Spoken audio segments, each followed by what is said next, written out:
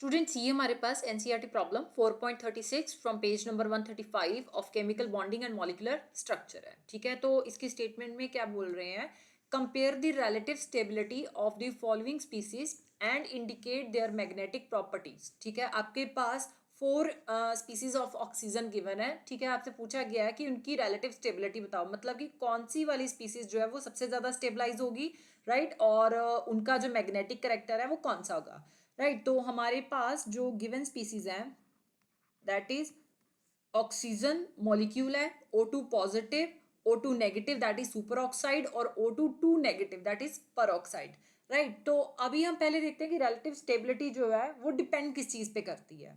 Normally हमारे पास जो relative stability होती है वो बॉन्ड ऑर्डर पे डिपेंड करती है। ठीक है, जितना ज्यादा बॉन्ड ऑर्डर होगा उतना ज्यादा कंपाउंड जो है वो स्टेबल होगा।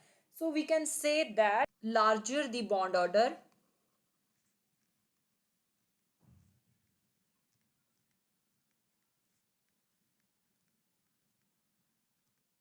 greater is the stability, right.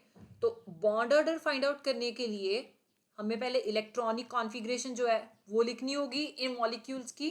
तो पहले हम O2 की जो इलेक्ट्रॉनिक कॉन्फ़िगरेशन है वो देख लेते हैं। O2 में कितने इलेक्ट्रॉन हो जाएंगे, एक एटम में 8 इलेक्ट्रॉन होंगे। ठीक है, ये मॉलिक्यूल बना रहा है तो 8 + 8 16 हो जाएंगे, राइट। तो 16 इलेक्ट्रॉन जो है वो आपने इलेक्ट्रॉनिक कॉन्फ़िगरेशन में प्रेजेंट करने हैं, राइट। तो इसकी जो इलेक्ट्रॉनिक कॉन्फ़िगरेशन आती है मॉलिक्यूल की that will be sigma 1s2, sigma star 1s2, sigma 2s2, sigma star 2s2. Now sigma 2p z2, pi 2p x2, pi 2p y2. So pi star 2p x1, pi star 2py1, right. इसमें हमने sigma 2pz जो है पहले क्यों लिखा है, क्योंकि after nitrogen हमारे पास जो सिग्मा 2pz ऑर्बिटल्स होती हैं, ठीक है, इनकी एनर्जी जो है पाई 2px और पाई 2py से कम आती है। ओके, अब बॉन्ड ऑर्डर हम कैसे फाइंड आउट कर सकते हैं। So bond order find out करने का फॉर्मूला है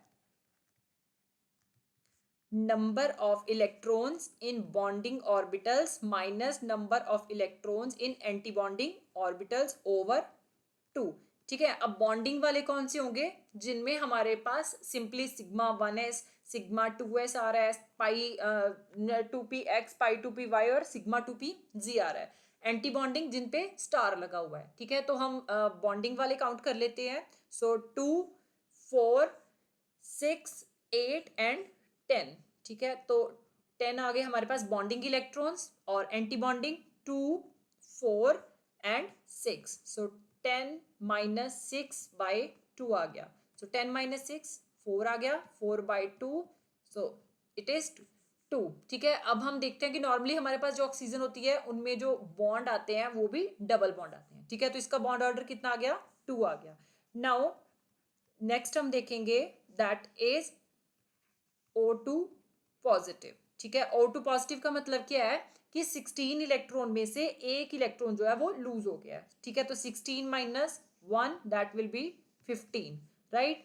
तो अब हम इलेक्ट्रॉनिक कॉन्फ़िगरेशन देख सकते हैं, sigma 1s2, sigma star 1s2, sigma 2s2, sigma star 2s2, sigma 2p z2, पाई 2p x2, पाई 2p y2, pi star 2p x1, right. अब हम इसका बॉन्ड ऑर्डर देख लेते हैं। So bond order will be number of electrons in bonding orbitals minus number of electrons in anti-bonding divided by 2 आ गया।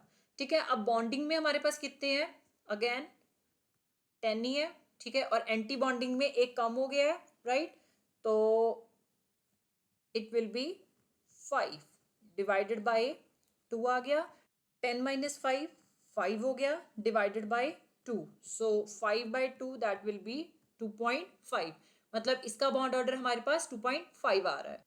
O2 negative, ठीक है, O2 negative का मतलब है कि इसने एक इलेक्ट्रॉन जो है कहीं से गेन कर लिया है, ठीक है, तो ऑब्वियसली 16 प्लस 1 हो जाएगा, सो 17 इलेक्ट्रॉन्स आ गए, ठीक है। अब इसकी electronic configuration sigma 1s2 sigma star 1s2 sigma 2s2 sigma star 2s2 sigma 2p Z2 pi 2p x2 pi 2p y2, right, pi star 2p x2 and pi star 2p y1 आ गया।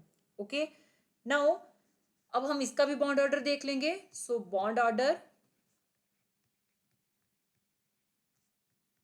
number of electrons in bonding orbitals minus number of electron in anti-bonding orbital divided by 2 आ गया, right. अब bonding में हमारे पास कितने हैं, 10 है, लेकिन anti bonding में एक इलेक्ट्रॉन बढ़ गया है, ठीक है, तो पहले 6 थे, अब ये 7 हो गए, सो 10 माइनस 7/2 आ गया, सो 10 माइनस 7 3/2, सो इसका बॉन्ड ऑर्डर कितना आ गया 1.5, डन।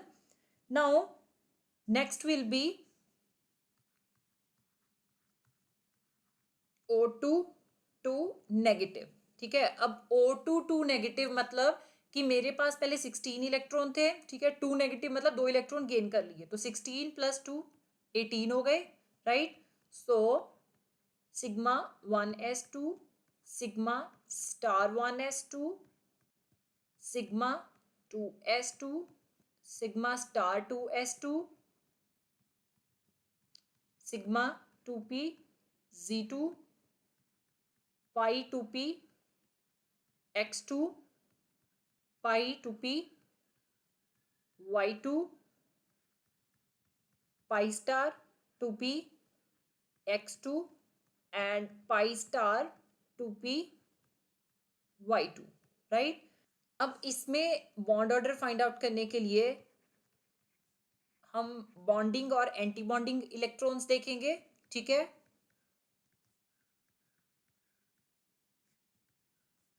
सो बॉन्डिंग में हमारे पास 10 है, लेकिन एंटी बॉन्डिंग में अब एक और बढ़ गया है, तो 10 माइनस 8 हो गया, राइट, सो डिवाइडेड बाय 2 आ गया, सो 10 माइनस 8 2/2, सो ये हमारे पास इसका जो बॉन्ड ऑर्डर है दैट इज 1 आ गया, राइट। तो अभी हमने बात की थी कि हमारे पास जिस केस में बॉन्ड ऑर्डर सबसे ज्यादा होगा उस केस में स्टेबिलिटी जो है सबसे ज्यादा होगी, तो बॉन्ड ऑर्डर सबसे ज्यादा किस केस में आ रहा है, O2 पॉजिटिव के केस में, राइट, उससे कम हमारे पास O2 के केस में आ रहा है, then O2 negative and then afterwards O2 two negative के केस में, ठीक है। तो ये हम क्या कह सकते हैं कि हमारे पास स्टेबिलिटी जो है डिक्रीज कर रही है,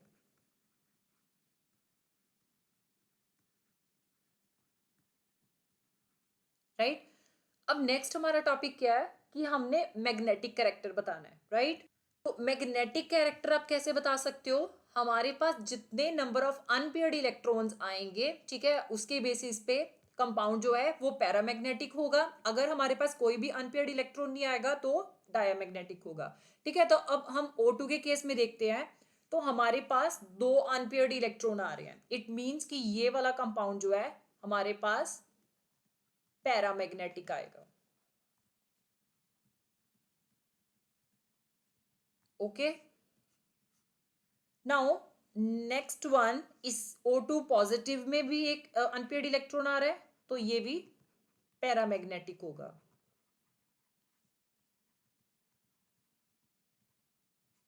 ओके।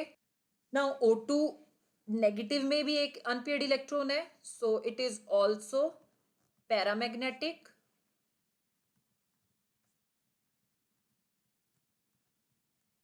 लेकिन अगर हम देखें तो हमारे पास O2 नेगेटिव में कोई भी अनपेयर्ड इलेक्ट्रॉन शो नहीं हो रहा है, ठीक है, सारे के सारे पेयर्ड हैं, तो ये O2 नेगेटिव जो है डायमैग्नेटिक इन नेचर आएगा।